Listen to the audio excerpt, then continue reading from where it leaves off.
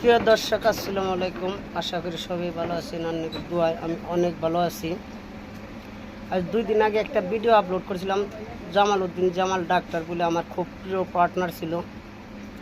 যে ভিডিওটা আপলোড দেওয়ার পরে যিনি গালাগালি পারছে না, ভাষায় কোয়া যায় না। অনেক যিনি ও ব্যবহার করছে মেসেঞ্জারে যিনি গাল দিয়েছেন না, কোন জানে আর কি। একটা শিক্ষিত মানুষকে এরকম একটা মূর্খ কাম করছে যে কোন জানে ভাই।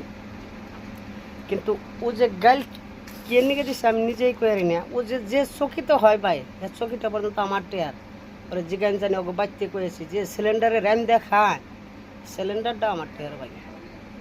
কিন্তু ওরে আমি 1,10,000 টাকা দিয়েছিলাম, ওরা মাটি রাখছে।